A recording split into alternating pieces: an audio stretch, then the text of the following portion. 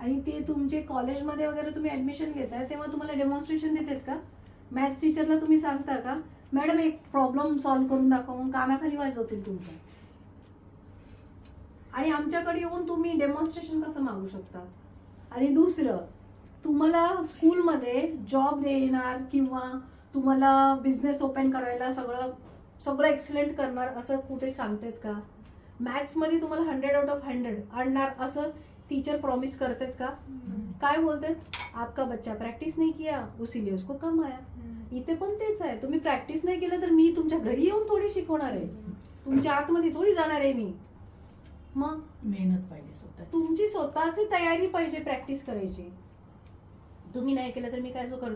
Madam तुम्ही 10 दिवसात म्हणताय, 10 दिवसात येईल ना, म्हणजे आम्ही खूप पैसे देतोय म्हणून. म्हणजे काय खूप पैसे देताय म्हणजे का मी अख्खा दिवस तुम्हाला इथंच ठेवू? थोडंसं कॉमन सेन्स ठेवा. जेव्हा विचारता प्रश्न थोडंसं कॉमन सेन्स ठेवून विचारायचं. स्कूलमध्ये कॉलेजेसमध्ये तुम्हाला सर्टिफिकेट देतात एक कोर्सला. एक सर्टिफिकेट काढायला किती आमचे त्रास होतात आम्हाला माहिती आहे ते. आणि तुम्हाला जे मी सर्टिफिकेट देते 10 दिवसाचं नाही, 1 महिना कोर्स केलात म्हणून मी सर्टिफिकेट देते. तुम्ही कधी सांगितलं मला मॅडम 1 महिन्याचं द्या म्हणून?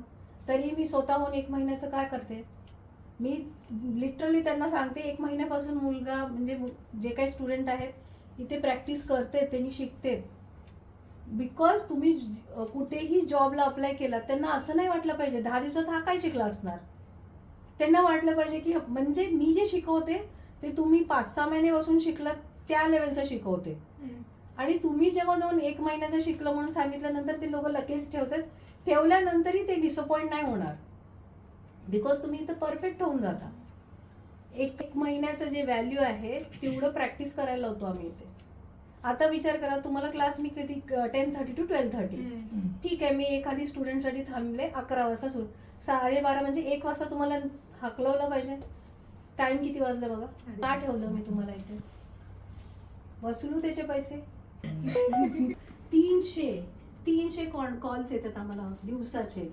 ह्या मुलीला इतका त्रास होतो, मी फोन काय वेळेस ना फोनमध्ये बोलून ना घसा दुखतो आमचा. आणि आम्हीच एक्सप्लेन करण्यात कंजूसी नाही केलो.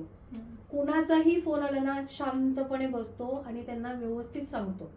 आम्हाला काय माहिती, आम्हाला असं वाटतं की एखादी आम्ही इग्नोर केलो तर ते मुलाचं आयुष्य वेस्ट व्हायला नको.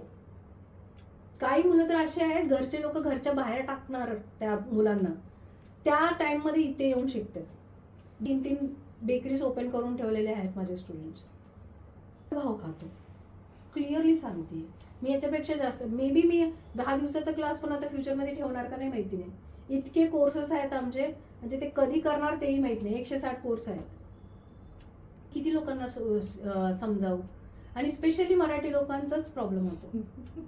मला नाही सांगायचं, मला खूप वाईट वाटतं माहितीये, खूप वाईट. का हे लोक असं एवढं का हे होतं? शिकणार का मॅडम? जास्त आहे तुमची फीस.